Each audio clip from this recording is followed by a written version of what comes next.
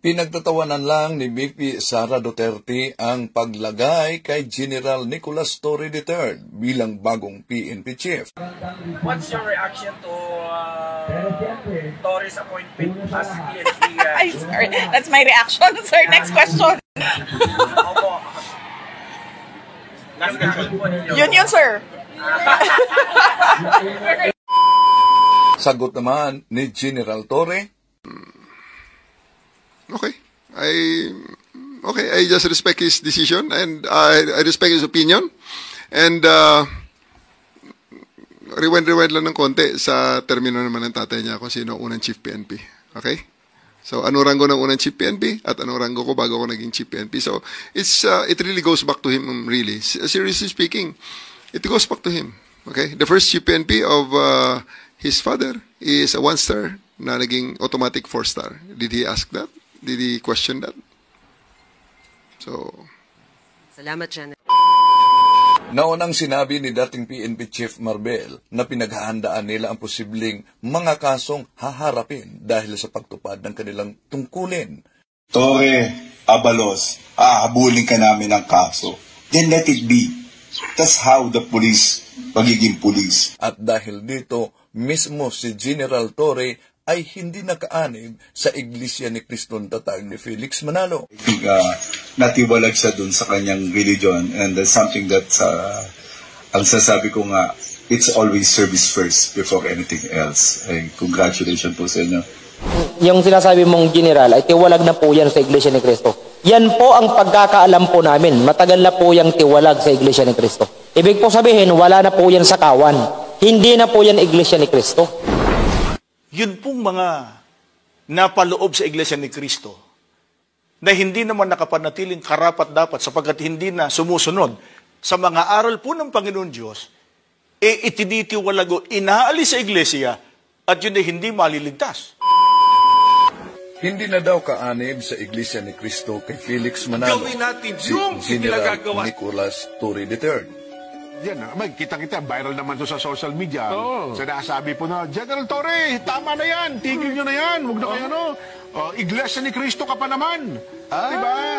Ganun Iglesia ni Cristo ka pa naman, ganito, ganyan na sinasabi. Pero dapat maging malinaw, Jen. Yan. Totoo ba yung sinasabi nila? Una po, hindi po totoo. Sapagkat ngayon po, ay hindi po kaanib sa Iglesia ni Cristo si General Torre. Dati po siyang kaanib sa Iglesia ni Cristo. Dati, ibig sabihin, hindi na ngayon. Hindi na po ngayon. Ang nakakagulat, dating PNP Chief Romel Marvel, may revelasyon kung bakit itiniwalag ng Iglesia ni Cristo kay Felix Manalo ang bagong PNP Chief na si General Nicolas Torre III.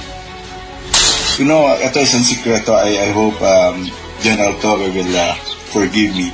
But this is one secret na ngayon ko lang nalaman. At, and ito po is a secret. I hope General Torre will not in any way get mad at me. Alam mo, Mr. General Torre was asked by someone from his religion na huwag tanggapin itong Region 11 as RD Region 11. Kung hindi, that's a political implication and that's a religious implication. And I know Nick Torre choose the other side. Service first before everything else. And I congratulate you, boss. That's yun ang hindi niyo po nakita. I think natiwalag siya dun sa kanyang religion. And that's something that ang sasabi ko nga, it's always service first before anything else. Ay, congratulations po sa inyo. And all my respect and salute. Sa pag-upo ni PNP Chief General Nicolas Torre III, hinalagan agad ito ni Senador Rodante Marcolita, ang mamabatas na kilalang kaanib sa Iglesia ni Cristo ni Felix Manalo. Naglagay siya ng PNP si Torre na naman. Kilala niyo ba si General Torre?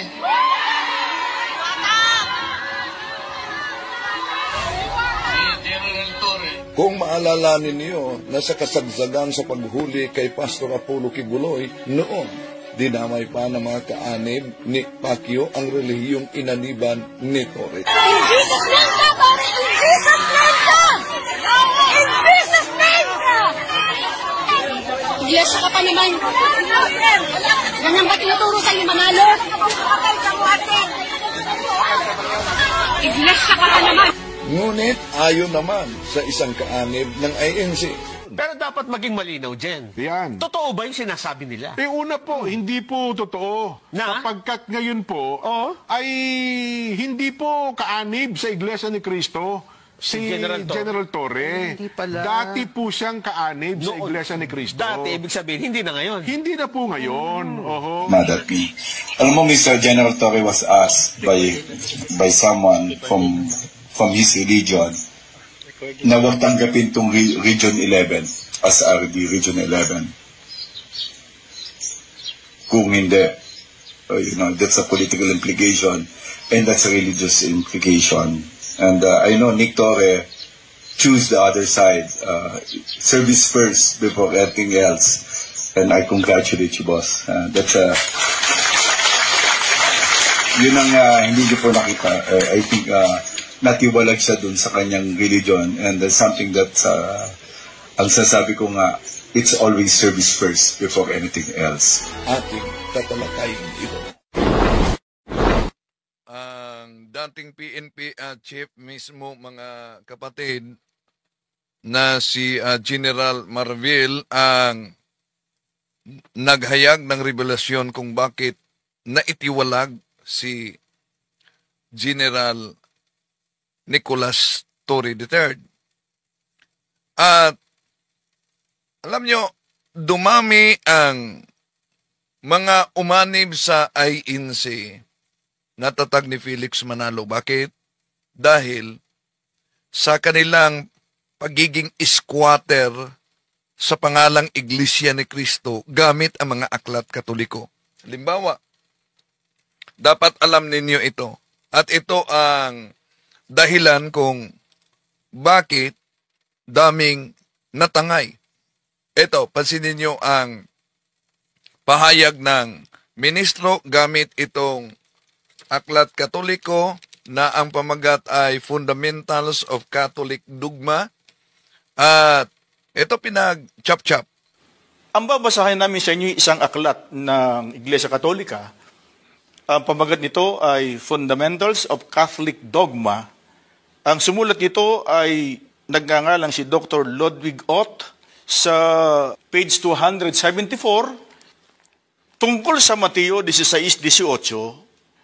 Si San Cipriano ay nagsasalita tungkol sa pagtatayo ni Kristo ng Iglesia ni Kristo at pinanganlan ng Iglesia na Iglesia ni Kristo.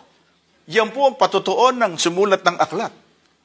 Ang Panginoon Kristo ay nagtayo ng iglesia at ang sabi po niya, pinangalanan nito na Iglesia ni Kristo.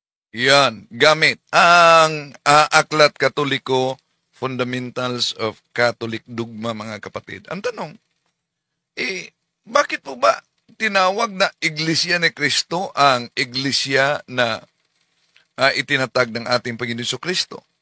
Bakit?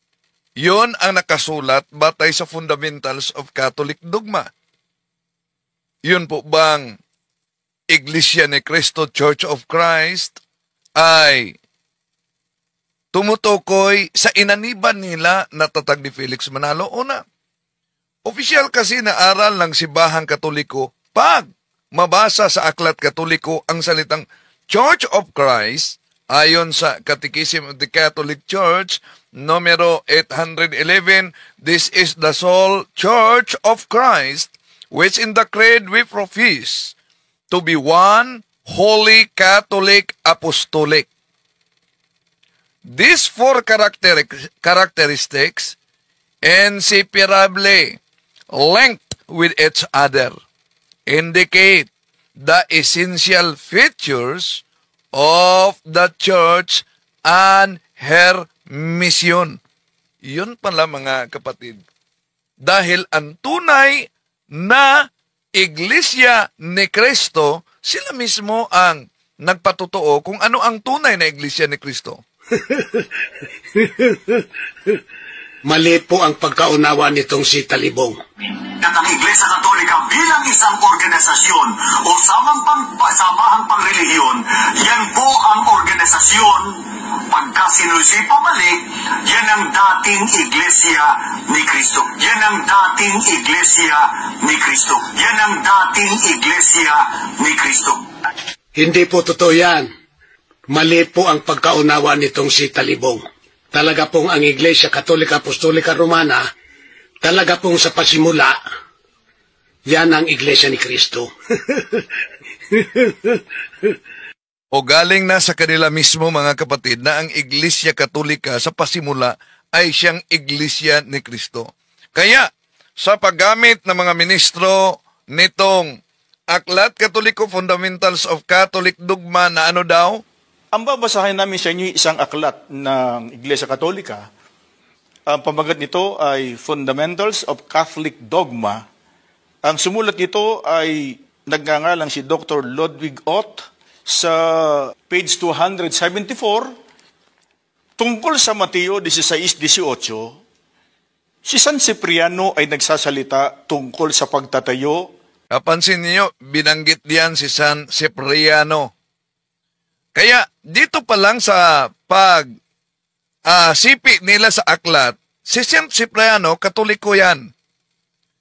Mali ang propaganda ng Iglesia ni Cristo na ang pangalan na Iglesia ni Cristo ay itinakwil na ng simbahang Katoliko. Bagos, kung ating tingnan ang aklat na binabasa nila mga kapatid, ang tunay na Iglesia ni Cristo ay makilala sa mga palatandaan, One Holy Catholic Apostolic Roman Church. Okay, tuloy natin. Ni Cristo, ng Iglesia ni Cristo, at pinanganlan ng Iglesia na Iglesia ni Cristo. Yan po ang patutuon ng sumulat ng aklat. Ang Panginoon Kristo ay nagtayo ng Iglesia. Oh, yan. At ito'y malinaw na pang-squatter. Bakit? Dahil lang ba nabasa nila ang Iglesia ni Cristo, pinatutuuna ng otoridad Katoliko na yung inaniban at tatag ni Felix Manalo ay siyang tunay na iglesia na dapat aniban? Mali, dahil may iniwasan sila. Ito po ang iniwasan ng mga ministro sa aklat na ginagamit nila. Sa pahina 270, to describe the true Church of Christ, which is the Holy Catholic Apostolic Roman Church.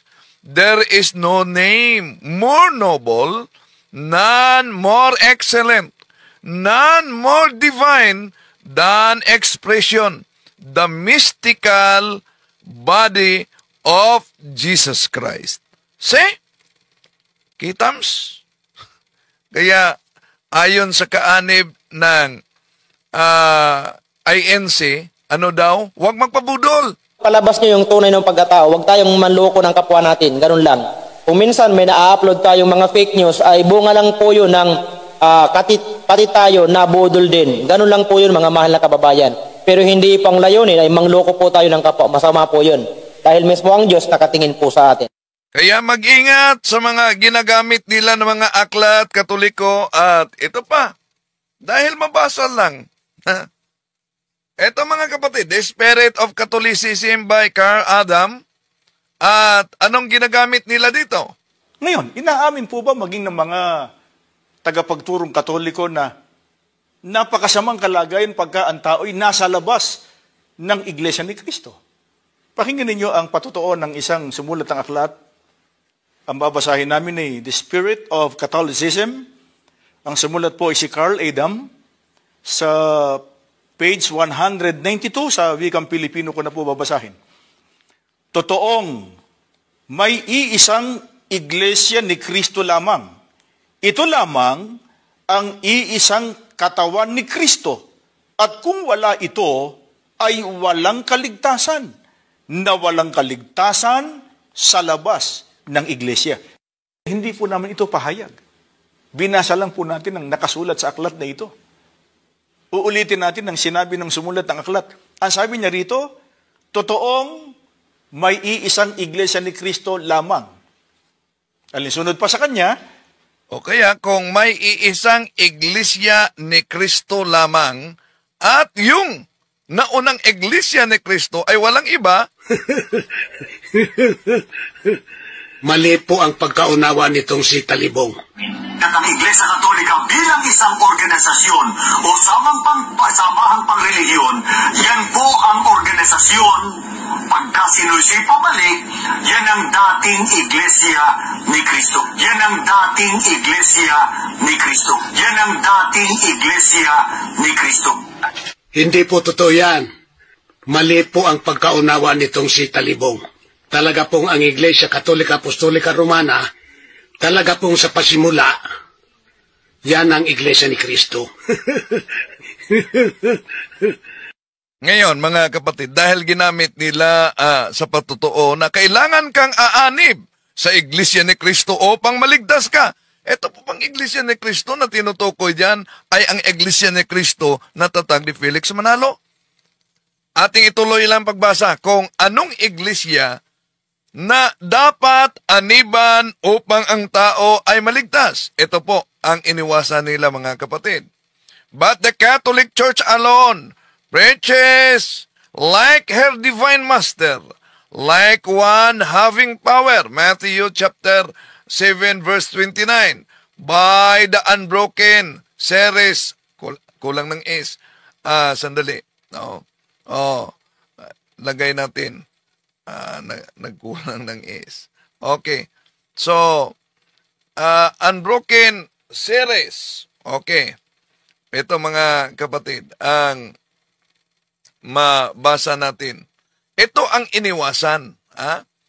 But the Catholic Church alone preaches like her divine master, like one having power. Matthew chapter 7 verse 29.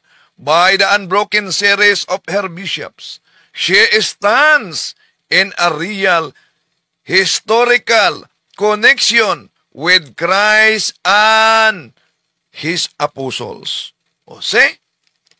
Kaya, mga mahal na kapatid, sa susunod, isa-isahin natin itong mga aklat Katoliko na ginamit nila. Dahil, nakita nyo ba, yung mga aklat Katoliko na ginagamit nila, pag nabasa Iglesia ni Kristo, abay, inaangkin na, ini-squat na sa siktang tatag ni Felix Manalo para patunayan na ang Iglesia ni Kristong tinutukoy at binanggit ng otoridad Katoliko ay yung inaniba nila. Mali, mga kapatid.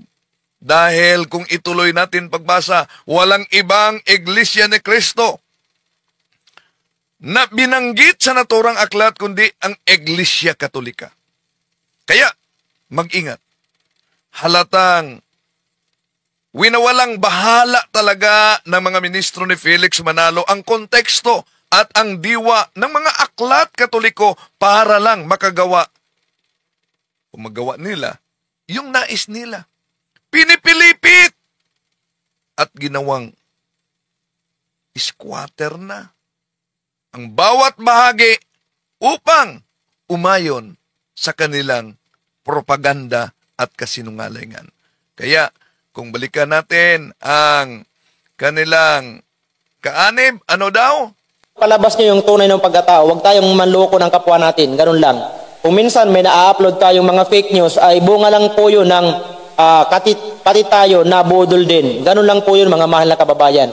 Pero hindi pang layunin ay mangloko po tayo ng kapwa. Masama po yun. Dahil mismo ang Diyos nakatingin po sa atin. Okay, wag magpadbudol. Masama yun. Imagine kung meron man tayong konting common sense, mga kapatid, sa paggamit nila sa iba't ibang mga aklat Katoliko. At sasabihin, kahit otoridad Katoliko, pinatunayan na sila umano ang tunay. Naman ito pahayag. Binasa lang po natin ang nakasulat sa aklat na ito. Uulitin natin ang sinabi ng sumulat ng aklat. Ang sabi niya rito, totoong may iisang Iglesia ni Kristo lamang. Alinsunod pa sa kanya, ito lamang ang iisang katawan ni Kristo. Ito, pansinin po ninyo. Kung wala ang wika ito, ang tinutukoy niya wala sa iisang tunay na iglesia, ang sabi niya, walang kaligtasan sa labas ng iglesia. Magandang araw mga kapatid and welcome na naman sa isang bagong episode ng Factbusters PH. Babasahin muna natin ang unang Korinto 5:12 hanggang 13 sa ang dating Biblia 1905 edition. Ganito po ang mababasa. Sapagkat ano sa akin ang humatol sa nanga sa labas, hindi baga kayo nagsisihatol sa nanga sa loob? Datapwat sa nanga sa labas ay Diyos ang humahatol. Alisin nga ninyo sa inyo ang masamang tao. Dito po sa ating nabasa, ang binabanggit dito, datapwat sa nanga sa labas ay Diyos ang humahatol. Ayon po sa talata, ang Diyos po ang hahatol sa labas ng iglesia na kanyang itinayo. Pero tanong, paano kaya ito ipapaliwanag ng ministro ni Manalo? O heto, panoorin natin si Victor Sandoval sa kanilang programang Ang Pagbubunyag. Yung ibubunyag niya daw, gaano kahalaga na maging kaanib daw sa Iglesia ni Cristo? Aba, grabe naman talaga itong propaganda nila. O sige, so eto, panoorin natin si Victor Sandoval kung ano ba ang kanyang paliwanag.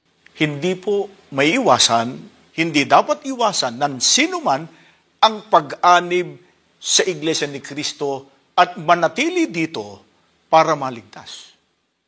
Alinsunod po sa pagtuturo ng Biblia na ito ay isang matibay na katunayang kailangan talagang ang tao ay nasa loob ng tunay na Iglesia para maligtas. Ano po, ayon kay Apostol Pablo, kasamaan pagka ang tao ay hiwalay o nasa labas ng Iglesia ni Cristo? Pakinggan ninyo ang nakatala dito po sa unang Korinto 5:12 at babasahin na rin natin ang talatang 13. Ano ang karapatan kong humatol sa mga tagalabas ng iglesia? Ang Diyos ang hahatol sa mga nasa labas. Itiwalag ninyo ang masama ninyong kasamahan. Mga kaibigan, ano pong patotoo ng mga apostol na kasama ang kalagayan ng tao pagka nasa labas o hiwalay sa tunay na iglesia ni Cristo? Bay, ang sabi ng Apostol Pablo, narinig ninyo, ang Panginoon Diyos ang wika, ang hahatol sa nasa labas.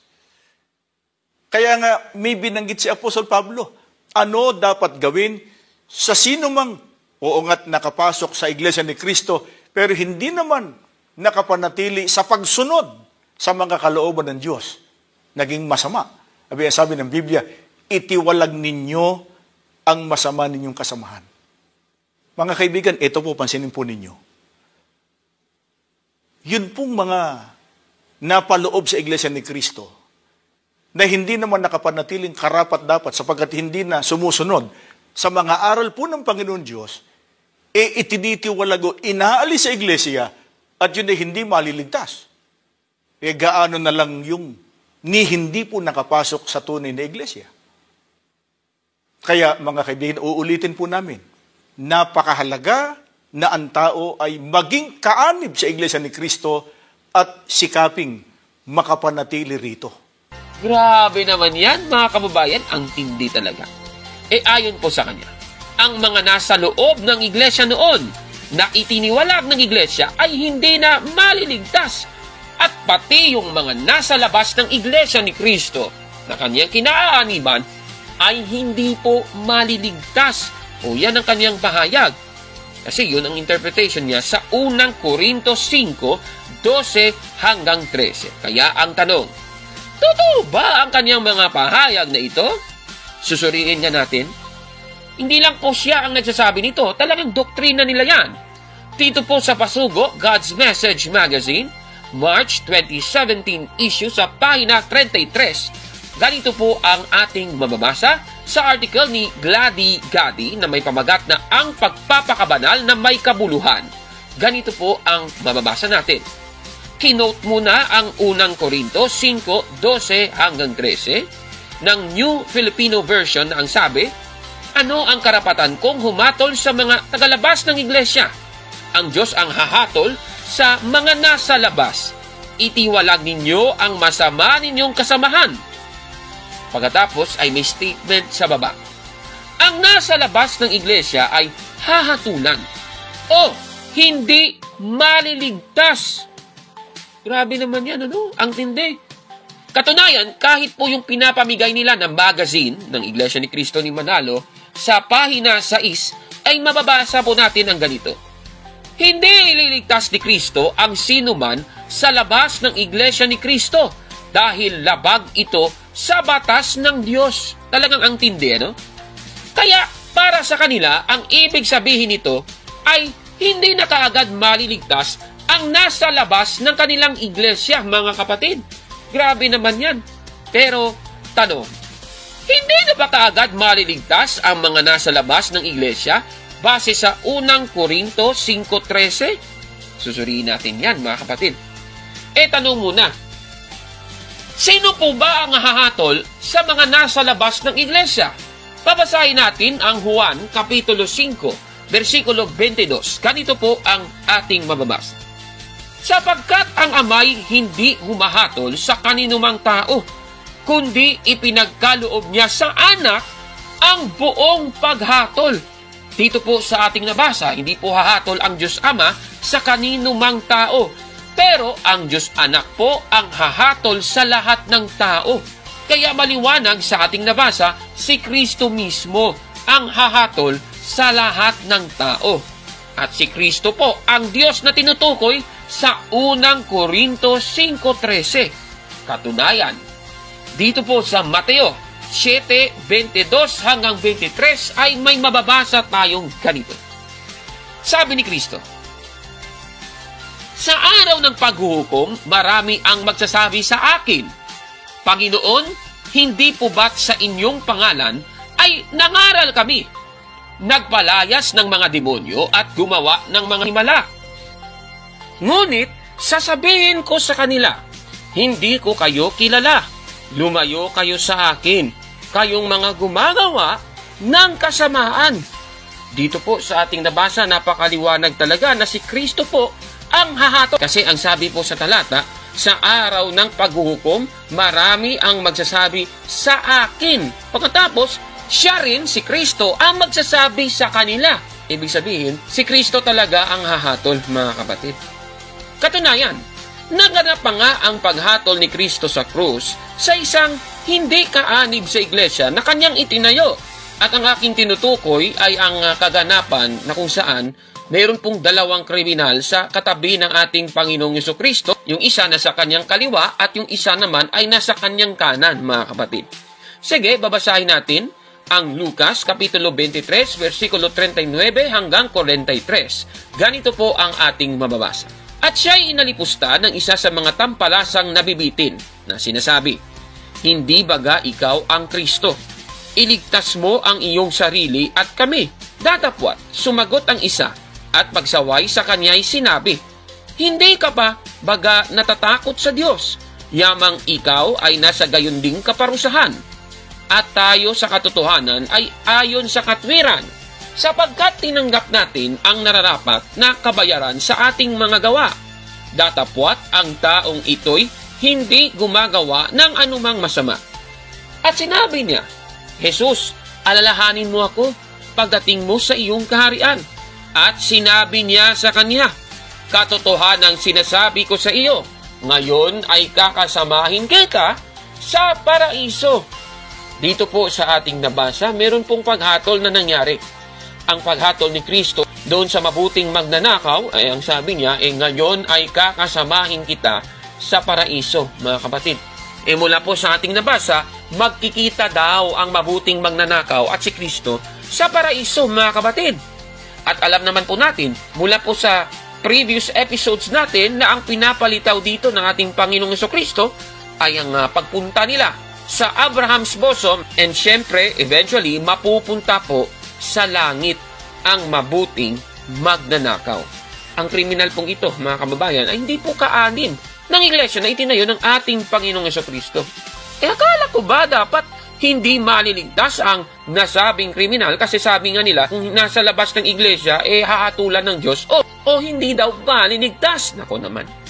Kaya mali po kapag sasabihin kung Diyos ang hahatol sa labas ay hindi na kaagad maliligtas ang mga nasa labas ng iglesia, mga kababayan. Kaya itong sinasabi ng ministrong ito, yun pong mga napaloob sa iglesia ni Kristo na hindi naman nakapanatiling karapat-dapat sapagkat hindi na sumusunod sa mga aral po ng Panginoon Diyos, itinitiwalago, inaalis sa iglesia at yun ay hindi maliligtas.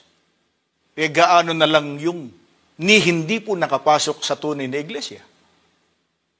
Kaya mga kaibigan, uulitin po namin, napakahalaga na ang tao ay maging kaanib sa iglesia ni Kristo at sikaping makapanatili rito.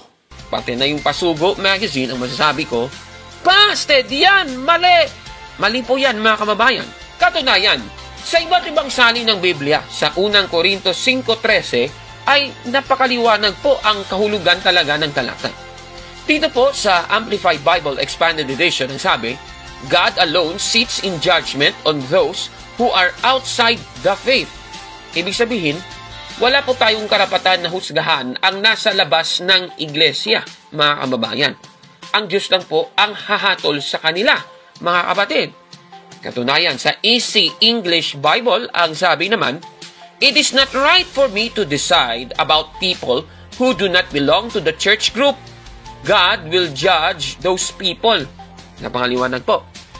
Ito pang nasa Good News Translation ang sabi, after all, it is none of my business to judge outsiders. God will judge them. Klarong-klaro po yan.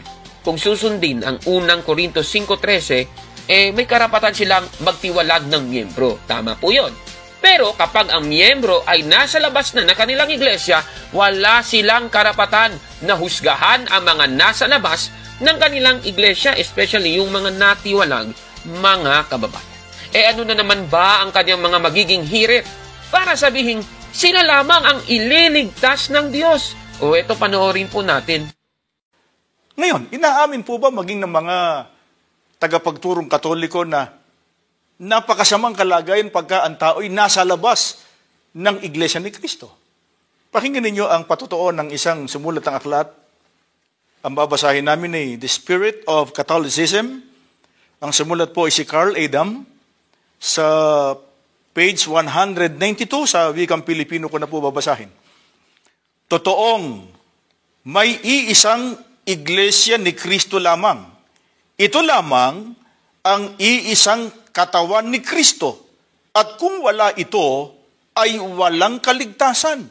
Na walang kaligtasan sa labas ng iglesia. Hindi po namin ito pahayag. Binasa lang po natin ang nakasulat sa aklat na ito. Uulitin natin ang sinabi ng sumulat ng aklat. Ang sabi niya rito, totoong may iisang iglesia ni Kristo lamang. Alinsunod pa sa kanya, ito lamang ang iisang katawan ni Kristo. Ito, pansinin po ninyo. Kung wala ang wika ito, ang tinutukoy niya wala sa iisang tunay na iglesia, ang sabi niya, walang kaligtasan sa labas ng iglesia. Bakit po natin ito tinatanggap? Hindi ba't yun din ang pinatunayan ng mga apostol? Ibinatay lang po niya sa Biblia, yung sinabi niya.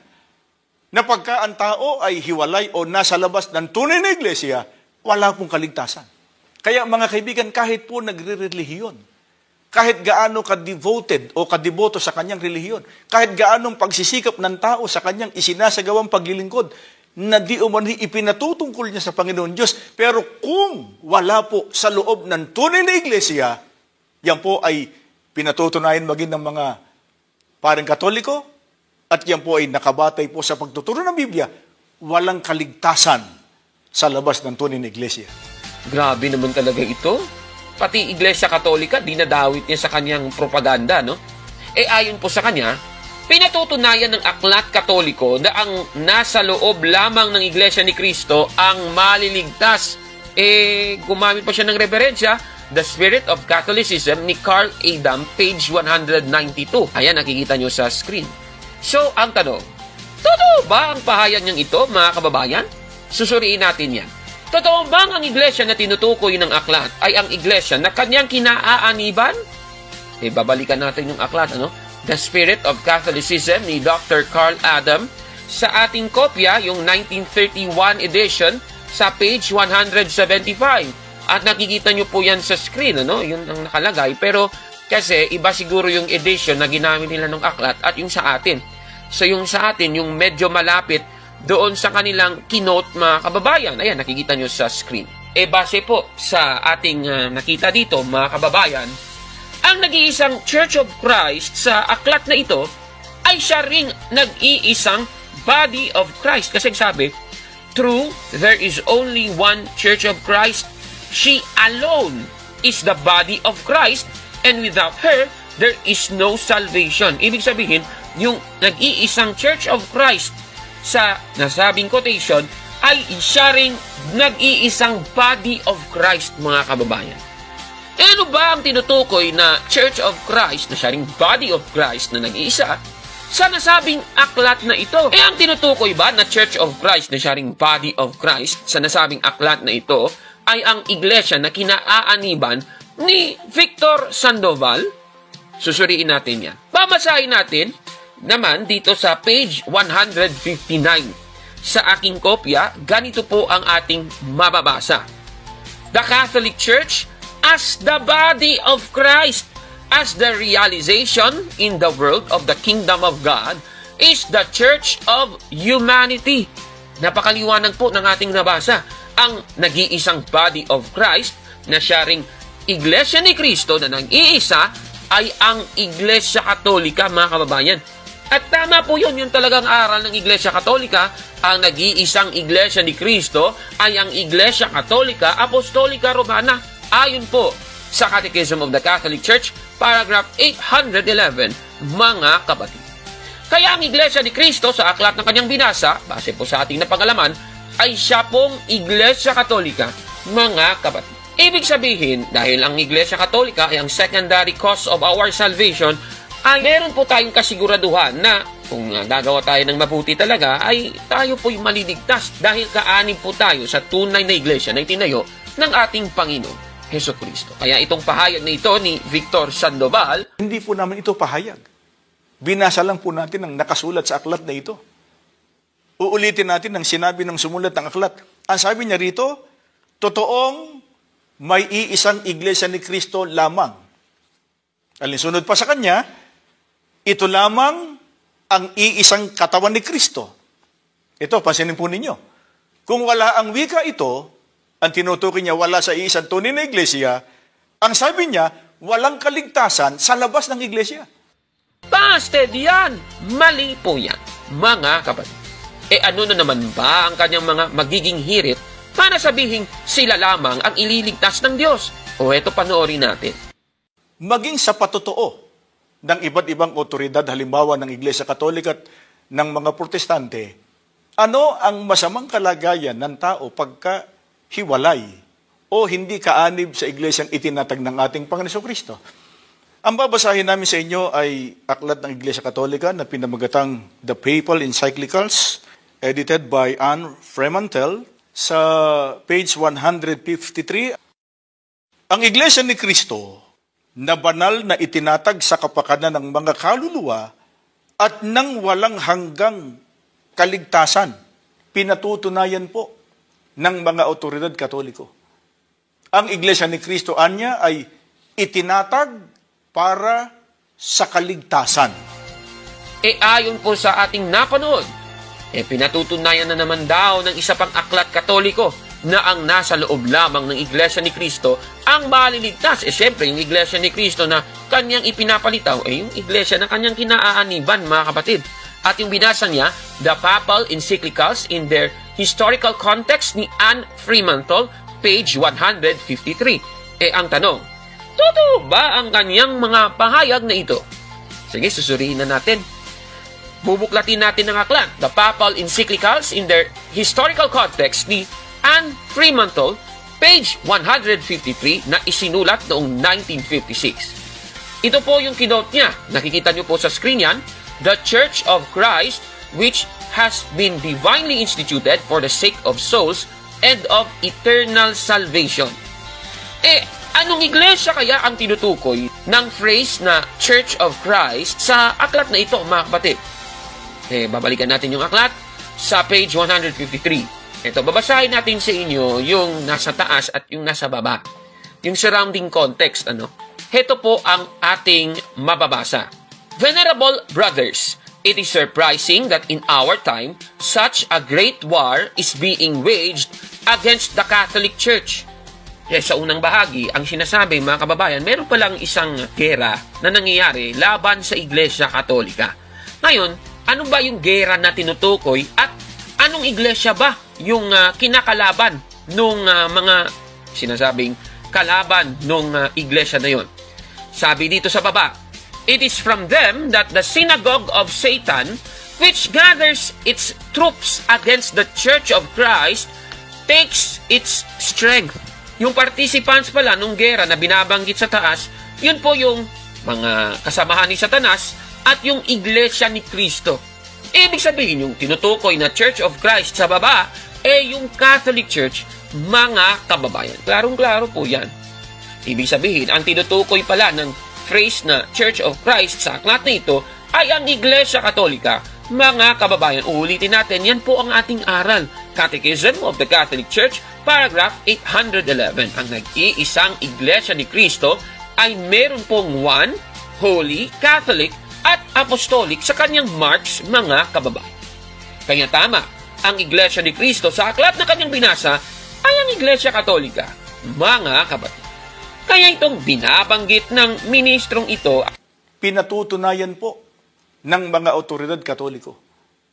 Ang Iglesia ni Kristo, anya, ay itinatag para sa kaligtasan.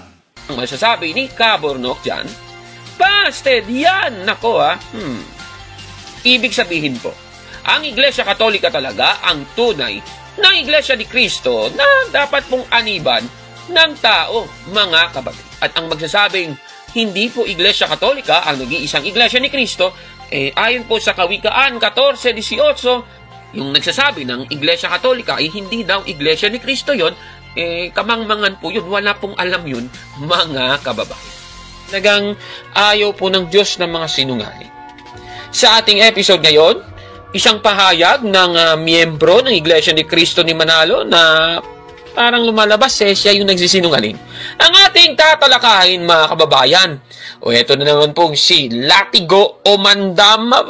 Grabe naman ito As of recording, meron na po siyang mahigit 16,000 followers, mga kapatid. Ano kaya ang panina niya na sinasabi laban sa Iglesia Katolika? O ito, panoorin natin. Alam po ba ninyo, mga mahal naming kaibigan, na ang simbahang Katoliko, maliban sa ginawa nilang Pope, ang apostol na si Pedro, ginawa din nilang hell, si Apostol Pedro. Lahat ng mga yan ay hindi po itinuturo ng Biblia. Sila-sila lang po ang gumawa. Maliban sa hindi mababasa sa Biblia, dahil sa hindi naman talaga turo ng Biblia na si Apostol Pedro ay Pope, pati na yung pagkilala nila na si Apostol Pedro daw ay visible head ng Iglesia. Yan din po ay wala sa Biblia. Invento lang po nilang aral yan. Alam nyo guys, noong ang Panginoong Jesucristo ay umakyat na sa langit, di po ba? At yung Iglesia ay iniwan niya sa pangangasiwa ng mga apostol. Noong si Apostol Pablo ay nagturo at nangaral, ang ipinakilala po niyang head, ulo ng Iglesia ay hindi si Apostol Pedro. Malinaw yan sa Colosas 1:18. Sinabi niya na siya ang ulo ng katawan, yung siya, referido yun kay Kristo at hindi kay Pedro, sa makatwid bagay ng Iglesia. Malinaw yan, sinabi ni Apostol Pablo. Hindi niya sinabi na ang ulo ng katawan o ng Iglesia ay si Pedro. Sa panahong yun, nasa langit ang Panginoong Jesucristo. Aba, grabe naman talaga, no? Ayon sa kanya, ginawang Pope at head ng Iglesia Katolika si Apostol Pedro at hindi daw mapabasa sa Biblia na si Apostol Pedro ay Santo Papa at visible head. Sige. Yung binagbatayan pa nga niya to prove his claim ay yung itong nasa Colosas 1:18 na si Kristo daw ang ulo ng Iglesia na kanyang katawan. Tanong, totoo ba ang lahat ng kanyang mga sinasabi? Susuriin natin yan, mga kababayan. Unang tanong, naging Santo Papa ba ng Iglesia Katolika si Apostol Pedro? Sa Mateo 16:18, itinayo ng ating Panginoong Jesucristo ang kanyang iglesia sa pamamagitan ni Apostol Pedro, mga kapatid. At kay Apostol Pedro, ibinigay ang susi ng kaharian ng langit. Ayan po, nasa Mateo 16:19. Puntahan natin ang lumang tipan. Sa Isaias 22:20, meron pong binabanggit dito na si Eliakim na anak ni Hilkias. Ito pong si Eliakim ay nakatanggap ng susi ng sambahayan ni David. At dahil siya ay nakatanggap ng susi ng sambahayan ni David, kagaya ni Apostol Pedro na nakatanggap naman ng susi ng kaharian ng langit, ito palang si Eliakim ay magiging ama ng mga taga-Jerusalem at ng mga taga-Huda ayon po sa Isaias 22:21, mga kababayan. Uulitin natin, si Eliakim ay magiging ama ng mga taga-Jerusalem at ng mga taga-Huda. Napakaliwanag. Kung si Eliakim na nabigyan ng susi ng sambahayan ni David ay tinawag na ama, dapat si Apostol Pedro na binigyan ng susi ng kaharian ng langit, mas lalo pa siya. Dapat siyang tawaging ama, mga kababayan. Kaya nga, ang salitang Pope ay galing po sa Greek word na papas, ibig sabihin ay father, mga kababayan. Klarong-klaro po yan. Katunayan, si Marcos ay tinawag na anak sa pananampalataya ni Apostol Pedro. At yan po ang ating mababasa sa unang Pedro 5:13. Ganito po ang ating mababasa. Kinukumusta kayo ng mga kapatid na nasa Babylonia, mga pinili ring katulad ninyo. Kinukumusta rin kayo ni Marcos na aking anak sa pananampalataya. Napakaliwanag po.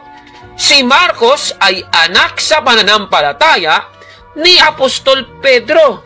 Ergo, si Apostol Pedro ang ama ni Marcos sa pananampalataya, mga kababayan. Kaya nga Pope, tama.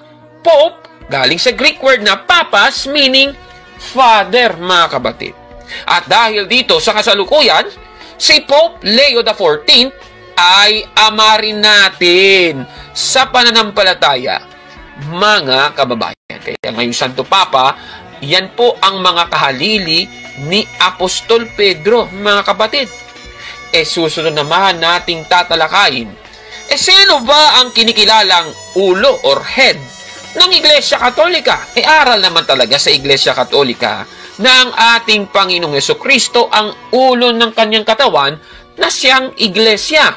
Mababasa natin yan sa Catechism of the Catholic Church, paragraph 792, na nakikita nyo po ngayon sa inyong mga screen. Pero dahil si Kristo ay nasa langit na, kailangan po ng kahalili, mga kababayan. At sino po ba ito? Di si Apostol Pedro.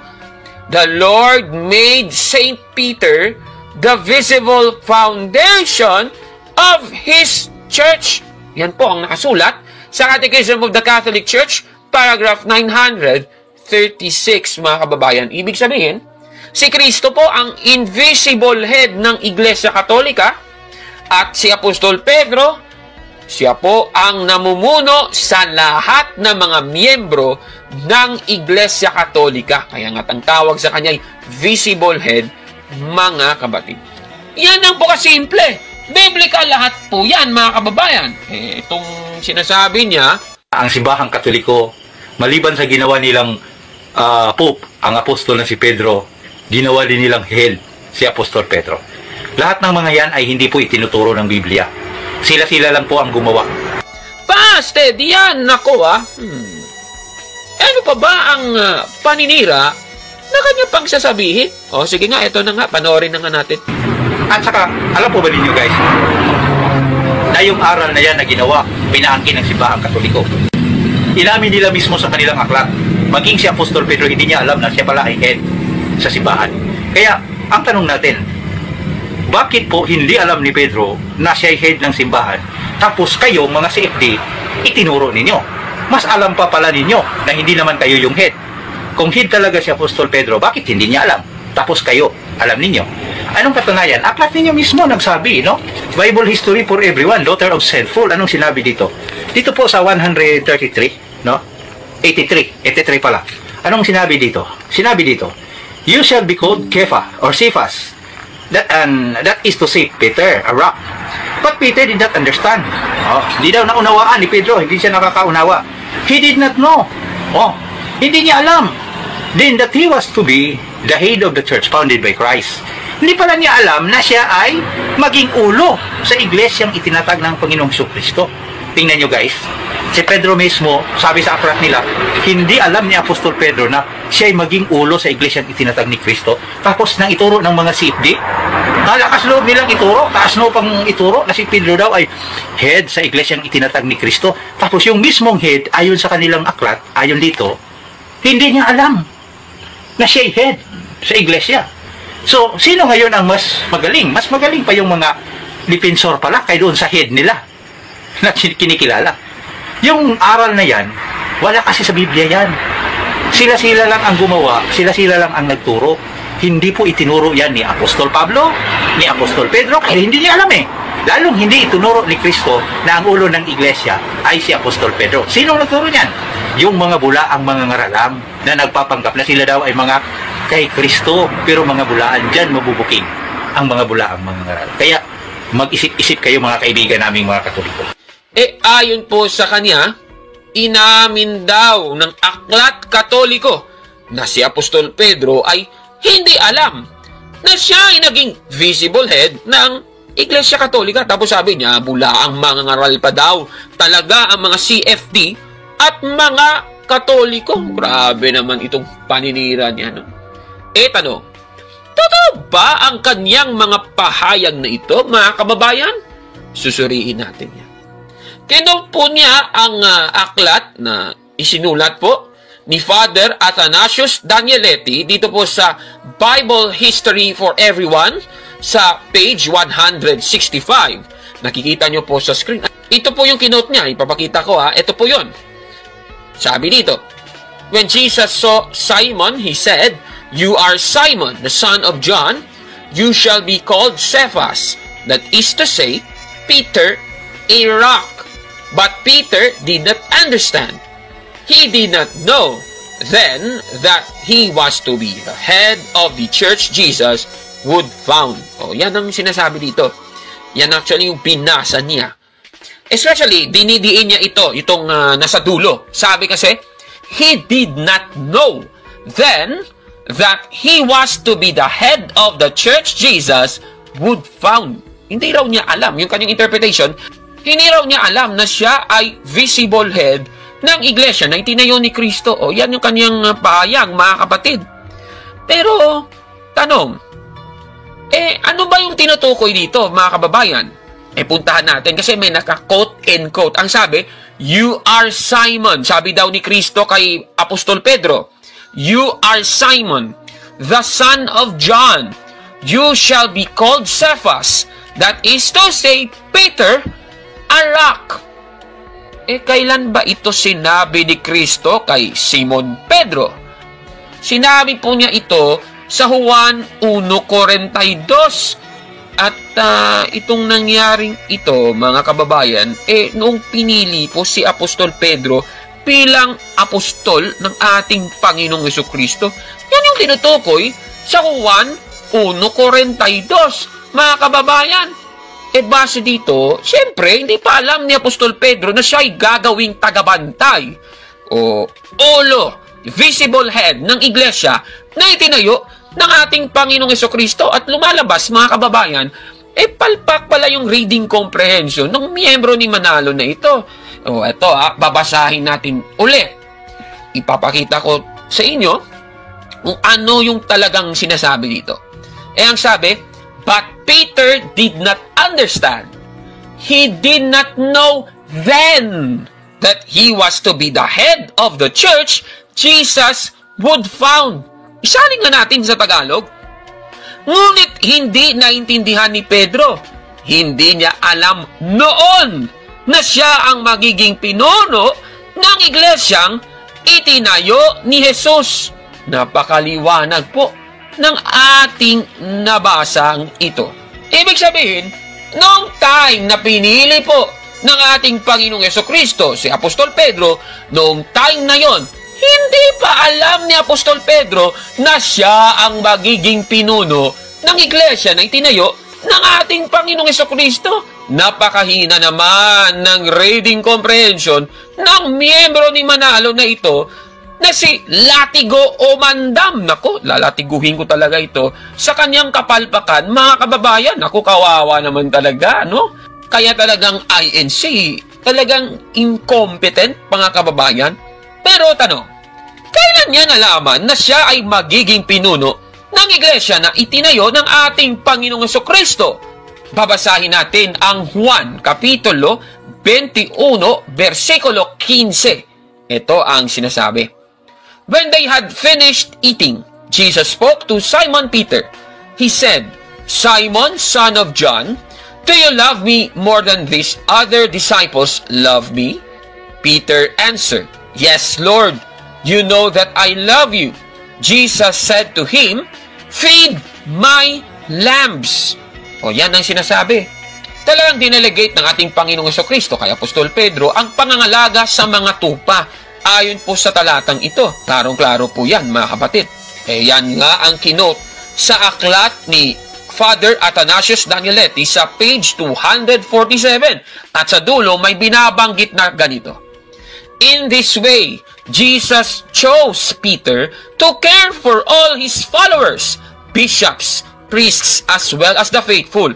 By the choice of Jesus himself, Peter became the first pope of God's church. Napakaliwanag. Wala pong pag-amin si Father Athanasius Danieletti na hindi alam ni Apostol Pedro na siya'y magiging head ng Iglesia Katolika. Ito talagang taong ito, ang hina naman ng reading comprehension na ito. Kaya itong sinasabi niya, naku! At saka, alam po ba ninyo guys, na yung aral na yan na ginawa, pinaangkin ng simbahang Katoliko. Inamin nila mismo sa kanilang aklat. Maging si Apostol Pedro, hindi niya alam na siya pala ay head sa simbahan. Kaya, ang tanong natin, bakit po hindi alam ni Pedro na siya ay head ng simbahan? Tapos kayo, mga CFD, itinuro ninyo. Mas alam pa pala ninyo na hindi naman kayo yung head. Kung head talaga si Apostol Pedro, bakit hindi niya alam? Tapos kayo, alam ninyo. Anong katunayan? Aklat ninyo mismo nagsabi, no? Lumalabas na naman ang kapalpakan ng mga miyembro ni Manalo, kaya busted! Yan! Kawawa naman! Nako! Talagang kawawa. Mga kababayan. Ano ba ang lumalabas dito? Ano ba ang pinapalabas ng taong ito? Di, nagsisinungaling siya at palpak siya. Nako naman. Kawawa naman talaga. Kaya tama, mga kababayan. Ang ating Panginoong Diyos ay namumuhi sa taong sinungaling kagaya nitong vlogger na ito. Naku, kawawa naman itong si Latigo Omandam. Talagang nilalatigo siya ng kanyang kasinungalingan at kahiyan, mga kababayan. Naku naman, kung ako sa kanya, magtago na siya. Ha? Magtago na siya. I-delete na lang siguro na yung kanyang Facebook account kasi puro kasinungalingan ang kanyang sinasabi. Naku naman. Ano po masasabi ninyo sa ating episode po ngayon? Paki-comment po sa baba, mga kapatid. At kung like mo ang video na ito, paki-smash ng like button at mag-subscribe sa ating YouTube channel, Factbusters PH. Kaya, huwag maniwala sa sabi-sabi. I-check muna kung fact nga talaga. Hanggang sa susunod na episode. Ako po si Caborno. At ito ang Factbusters! Nako, itong si Latigo Omandam na ito. Kawawa, no? To make his message known is our responsibility. So here we are to pledge our lives to the Lord of eternity.